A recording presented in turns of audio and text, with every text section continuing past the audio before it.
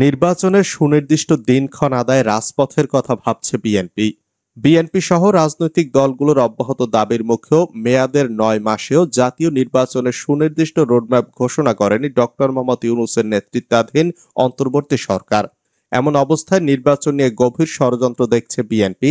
দলটির সর্বোচ্চ নীতি নির্ধারণী ফোরাম জাতীয় স্থায়ী কমিটি মনে করে, অন্তর্বর্তীকালীন সরকারের একটি অংশ ক্ষমতায় থাকতে নানা অজুহাতে নির্বাচন পিছিয়ে দেওয়ার চেষ্টা করছে। সম্প্রতি অতীব গুরুত্বপূর্ণ নয় এমন কিছু ইস্যু নিয়ে হঠাৎ করে নানা পক্ষের মাঠে আন্দোলনে নামার ঘটনাকে সন্দেহের চোখে দেখছে তারা।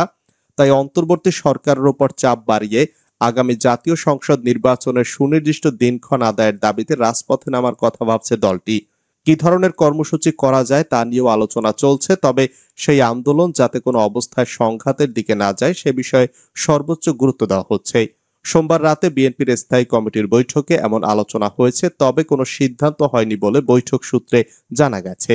বিএনপি নেতারা বলছেন, আগামী ২ মাস দলের সদস্য সংগ্রহ কর্মসূচি চলবে, আর তার মাধ্যমেই দলকে আন্দোলনের জন্য প্রস্তুত করা হবে। সেই প্রস্তুতির অংশ হিসাবে অঙ্গ ও সহযোগী সংগঠনগুলোর যে তারুণ্যের সমাবেশ রয়েছে সেসব কর্মসূচির মাধ্যমে দলের তরুণ কর্মীদের মাঠে নামানো হবে। ইতোমধ্যে চট্টগ্রামে ও খুলনায় যৌথভাবে বিশাল সমাবেশ শেষ করেছে জাতীয়তাবাদী যুবদল, স্বেচ্ছাসেবক দল ও ছাত্রদল। পূর্ব ঘোষণা অনুযায়ী বগুড়া ও ঢাকায়ও সমাবেশ হবে। সর্বশেষ ঢাকার সমাবেশে বড় ধরনের লোক সমাগম করবে। রাজধানীর ওই সমাবেশ থেকে জাতীয় নির্বাচনের সুনির্দিষ্ট দিনক্ষণের দাবিতে বিএনপির অবস্থান আরও স্পষ্ট করা হবে। দলটি মনে করে চলতি বছরের ডিসেম্বরের মধ্যেই জাতীয় নির্বাচন অনুষ্ঠান সম্ভব। এদিকে জুলাই সনদ ও স্থানীয় সরকার নির্বাচন নিয়ে নাহিদের পোস্ট। জুলাই ঘোষণাপত্র, জুলাই সনদ, স্থানীয় সরকার নির্বাচন ও গণপরিষদ নির্বাচন এসব দাবি নিয়েই কাজ করছে জাতীয় নাগরিক পার্টি এনসিপি। সোমবার রাতে নিজের ভেরিফাইড ফেসবুক পেজে দেওয়া এক স্ট্যাটাসে দলটির আহ্বায়ক নাহিদ ইসলাম এমনই ইঙ্গিত দিয়েছেন। তবে ফেসবুকে দেওয়া ওই পোস্টে এসব বিষয়ে বিস্তারিত কিছু জানাননি তিনি। এর আগে মুক্তিযুদ্ধ, রাষ্ট্র, ধর্ম, নারী সহ বিভিন্ন বিষয়ে এনসিপির দৃষ্টিভঙ্গি তুলে ধরেন নাহিদ ইসলাম। তিনি বলেছেন, বাংলাদেশ রাষ্ট্রের অন্যতম ভিত্তি হল মুক্তিযুদ্ধ। সোমবার দুপুরে নিজের ভেরিফাইড ফেসবুক পেজে এক পোস্টে এনসিপির ৭ দৃষ্টিভঙ্গির কথা জানিয়েছেন নাহিদ ইসলাম। ফ্যাসিবাদী ব্যবস্থা বিলোপের জন্য প্রথম ধাপটি হচ্ছে রাষ্ট্রের মৌলিক সংস্কার ও নতুন সংবিধান প্রণয়ন বলে দাবি করেছেন তিনি। জামায়াতের কোনো ইমাম নামাজ পড়াতে পারবে না, মন্তব্য বিএনপি নেতা হাবিবের। পাবনার আটঘরিয়ায় জামায়াত ইসলামীর কোনো মুয়াজ্জিন আজান দিতে পারবেন না এবং কোনো ইমাম নামাজ পড়াতে পারবেন না বলে হুঁশিয়ারি দিয়েছেন বিএনপি চেয়ারপারসনের উপদেষ্টা ও পাবনা জেলা বিএনপির আহ্বায়ক হাবিবুর রহমান হাবিব। তিনি জামায়াতকে স্বাধীনতা বিরোধী রক কাটা গ্রুপ এবং পাকিস্তানের দোসর বলেও আখ্যায়িত করেছেন। ভাইরাল ভিডিওতে হাবিবুর রহমান হাবিবকে বলতে শোনা যায়, দল যেটা সিদ্ধান্ত নেবে সেটা তো নেবেই, তার সঙ্গে আমার কোনো দ্বিমত নেই, কিন্তু আমি আজকে বলবো ভবিষ্যৎ তো পরে। এখন থেকে আটঘরিয়ায় কোনো মসজিদে জামায়াতের কোনো মুয়াজ্জিন আজান দিতে পারবে না, জামায়াতের কোনো ইমাম ইমামতি করতে পারবে না। তিনি বলেন, জামায়াত মিথ্যা কথা বলে, এদের পেছনে নামাজ হয় না, এরা স্বাধীনতা বিরোধী রক কাটা গ্রুপ, এরা বাংলাদেশের স্বাধীনতায় বিশ্বাস করে না, পাকিস্তানের দোসর ছিল।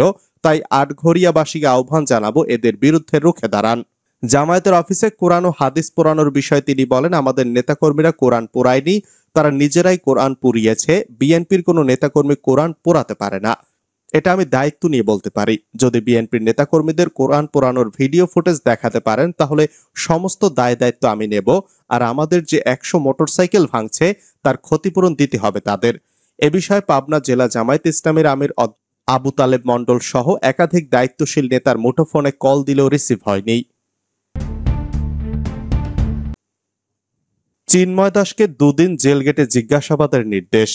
আইনজীবী সাইফুল ইসলাম আলিফ হত্যা ও রাষ্ট্রদ্রোহ মামলায় সনাতনী জাগরণ জোটের মুখপাত্র চিন্ময় কৃষ্ণ দাস ব্রহ্মচারীকে জেল গেটে ২ দিন জিজ্ঞাসাবাদের নির্দেশ দিয়েছেন আদালত। রোববার Chittagong metropolitan magistrate SM.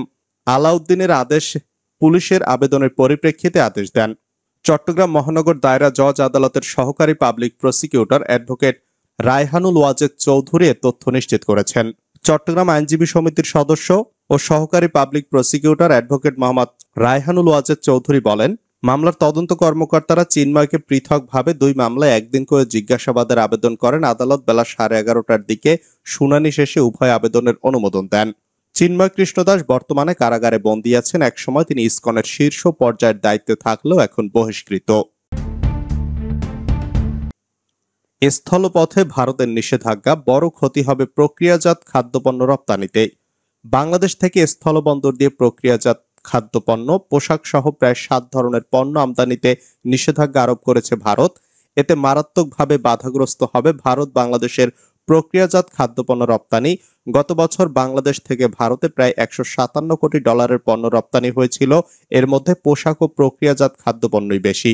Bangladesh থেকে 3 দশকেরও বেশি সময় ধরে প্রক্রিয়াজাত খাদ্যপণ্য রপ্তানি হচ্ছে দেশটিতে। এদেশের প্রক্রিয়াজাত খাদ্যপণ্যের একটি অন্যতম বড় বাজার ভারত। ওই দেশের মূল ভূখণ্ডের পাশাপাশি উত্তর পূর্বাঞ্চলের রাজ্যগুলোতে বাংলাদেশি খাদ্যপণ্যের বড় বাজার রয়েছে। এমন পরিস্থিতিতে বাংলাদেশ থেকে ভারতের আসাম, মেঘালয়, ত্রিপুরা ও মিজোরামে land customs station, integrated checkpost দিয়ে ফল, ফলের স্বাদযুক্ত পানীয়, কোমল পানীয়, প্রক্রিয়াজাত বিভিন্ন খাদ্য সহ প্লাস্টিক পণ্য, সুতা, সুতার উপজাত আসবাবপত্র রপ্তানি করা যাবে না বলে জানিয়েছে ভারত। পশ্চিমবঙ্গের চ্যাংরাবান্ধা ও ফুলবাড়ি শুল্ক স্টেশন বা এলসিএস এর জন্য এটি প্রযোজ্য হবে। এ পরিস্থিতিতে ভারতে খাদ্যপণ্য রপ্তানি মারাত্মকভাবে বাধাগ্রস্ত হবে জানিয়ে প্রাণ আরএফএল গ্রুপের মহাপরিচালক কামরুজ্জামান কামাল জাগো নিউজকে বলেন, স্থলপথে পণ্য আমদানিতে নিষেধাজ্ঞার কারণে কার্যত ভারতের সঙ্গে রপ্তানি বন্ধ হয়ে যাবে। কারণ নৌপথে পণ্য পরিবহন বাংলাদেশের কোম্পানিগুলোর জন্য প্রতিযোগিতামূলক হবে না। খরচের পাশাপাশি সময়ের কারণে আমরা পারবো না। আবার সব জায়গায় নৌপথে পণ্য যাবেও না। বিশেষ করে সবচেয়ে বড় বাজার উত্তর পূর্বাঞ্চলে সে সুযোগ নেই। ভারত যাচ্ছেন জয়, সাক্ষাৎ হবে শেখ হাসিনার সঙ্গে। সাবেক প্রধানমন্ত্রী শেখ হাসিনা ও তার ছেলে সজীব ওয়াজেদ জয়ের মধ্যে শিগগিরই সাক্ষাৎ হতে পারে।